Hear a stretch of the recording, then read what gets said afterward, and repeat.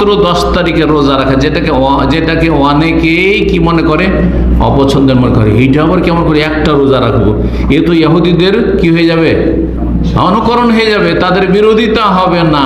তাদের অবগতির জন্য বলছি, তাদের সংশয় নিরসনের জন্য বলছি যে নবী সাল্লাল্লাহু আলাইহি ওয়াসাল্লাম দীর্ঘ 9 বছর, মদিনা আসার পরে পরে জানলেন বিষয়টি, আর ওই বছর থেকে রোজা শুরু করলেন।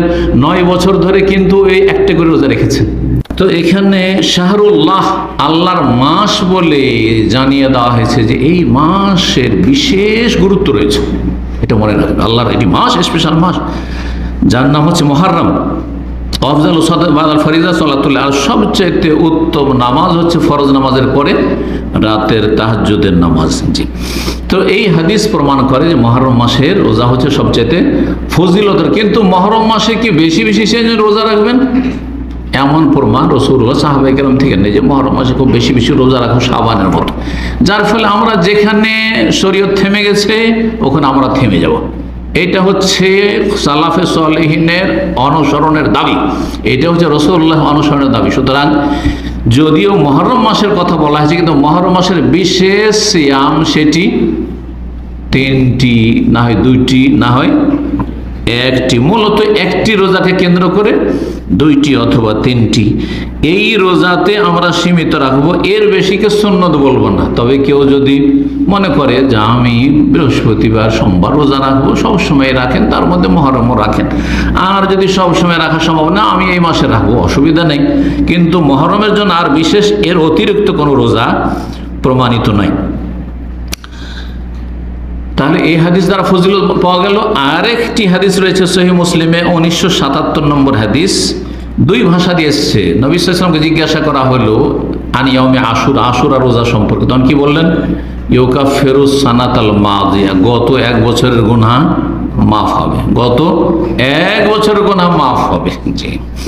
আর যখন আরাফা সম্পর্কে জিজ্ঞাসা করা, আরাফা রোজা সম্পর্কে বলে ইউকাফিরু সানাতাল মাদিয়া ওয়াল বাকিয়া, গত 1 বছর, আগামী 1 বছরের গুনাহ মাফ হবে। ছোট গুনাহ এমনিতেই মাফ হবে এই রোজা দিয়ে, আর বড় গুনার জন্য তওবা করতে হবে। যেমনটা এর আগে বারবার বিভিন্ন যে নফল নেক আমলের মাধ্যমে যে গুনাহ মাফ হওয়ার বিষয়টি আসে, সেই ক্ষেত্রে বলা হয়েছে যা উলামায়ে কেরামগণ বলেছেন, কারণ কাবিরা গুনার জন্য তওবা করার শর্ত রয়েছে।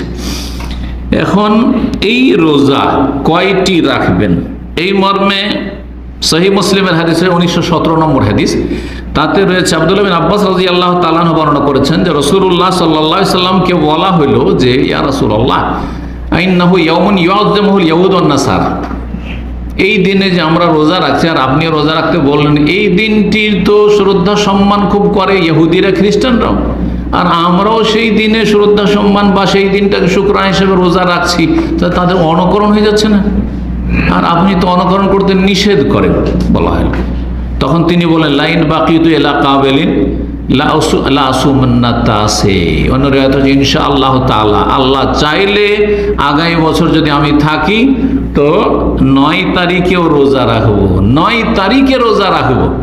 একদল এই হাদিসকে ভুল বুঝে নিল, বলে ওরা 10 রাখে, আমরা 10 রাখবো না, 9 রাখবো শুধু। কেমন অর্থ বুঝে, ভুল বুঝে নিল, কথা বুঝছেন তো? এই হাদিসের অর্থ তাহলে এটা নয়। এই হাদিসের অর্থ হচ্ছে লাইন বাকিতু ইলা কাবিলিন, মানে সান আমিন কাবিল, আগামী বছর যদি আমি বেঁচে থাকি, লা আসুমান্না তাসে, 9 তারিখেও রোজা রাখবো।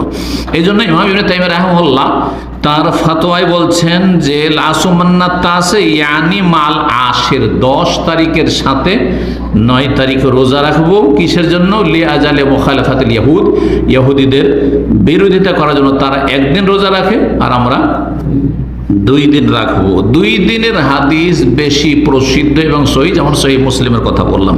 কিন্তু আরেকটি হাদিস রয়েছে, মুসনাদ আহমদে রয়েছে, বাইহাকিতে রয়েছে, হাদিসের সনদ দুর্বল।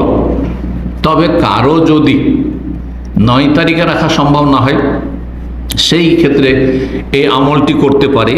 হাদিসের আমল না হলেও বিরোধিতার জন্য, বিরোধিতা করার জন্য 1টির জায়গায় 2টি রাখেন। সেটা হচ্ছে আপনি 10-11 রাখেন, হ্যাঁ 10-11 রাখেন।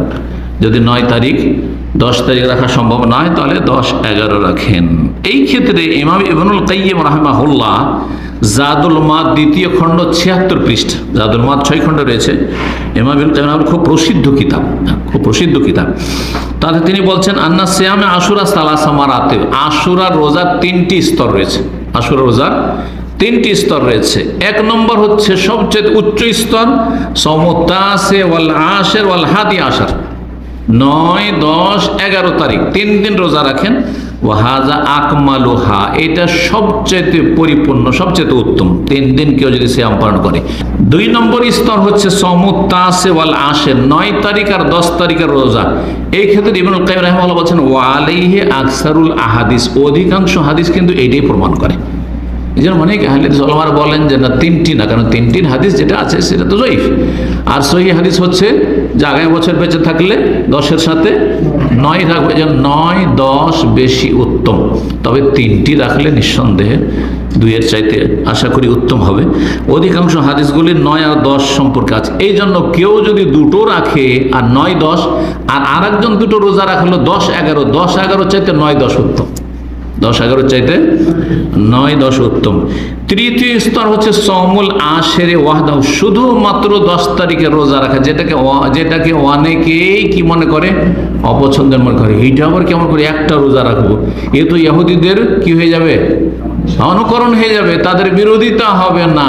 তাদের অবগতির জন্য বলছি, তাদের সংশয় নিরসনের জন্য বলছি যে নবী সাল্লাল্লাহু আলাইহি সাল্লাম দীর্ঘ 9 বছর, মদিনা আসার পরে পরে জানলেন বিষয়টি, আর ওই বছর থেকে রোজা শুরু করলেন।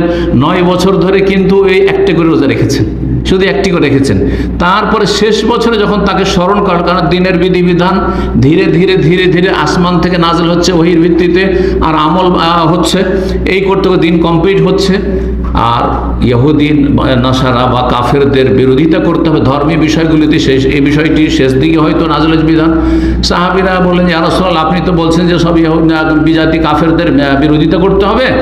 যখন তাকে স্মরণ করানো হইল তখন তিনি বললেন আচ্ছা ঠিক আছে, তাহলে এক কাজ করা যাক, লাইন বাকি তো এলাকা হইলে আসুমান্নাতা, আগামী বছর যদি বেঁচে থাকি তাহলে আমরা 9 তারিখ রোজা। কিন্তু আগামী বছর কিন্তু নবী সাল্লাল্লাহু আলাইহি ওয়াসাল্লাম ছিলেন না। জি, এই জন্য সহিহ মুসলিম আরেকটি হাদিস রয়েছে, সেখানে রয়েছে যে ফালামিয়াতিল আমল মুকবিল, আগের বছর আর নবী সাল্লাল্লাহু আলাইহি ওয়াসাল্লামের জীবদ্দশা আসলো না, হাত্তা তুফিয়া রাসূলুল্লাহ, রাসূলুল্লাহ ইন্তেকাল করলেন। জি, রবিউল আউয়াল মাসে ইন্তেকাল হয়ে গেল। যেই বছরে বললেন যে আচ্ছা এই বছর তো মুহররম চলে গেল, আগামী বছর, হ্যাঁ তার মানে 11 বছর সেটা চলছে, আর মুহররম ফিরে আসলো না, তার আগে রাসূলুল্লাহ সাল্লাল্লাহু আলাইহি ওয়াসাল্লাম ইন্তেকাল হয়ে গেল। সুতরাং বলছেন ইবনুল কাইয়্যিম রাহিমাহুল্লাহ, ইবনে তাইমিয়া বলেছেন ওয়ালা ইউকরা, ওয়ালা সঠিক মত হচ্ছে যে একদিনও কেউ যদি রোজা রাখে সেটি মাকরুহ নয়, মাকরুহ নয়। এখন একজন লোক রোজা রাখে একটা দিন, বলছে না না আপনি তো ইহুদিদের অনুকরণ করে নিলেন, হ্যাঁ আপনি তো বড় অপরাধ করে দিলেন। এটি তাদের অজ্ঞতা। আল্লাহ বোঝার তৌফিক দান করুন।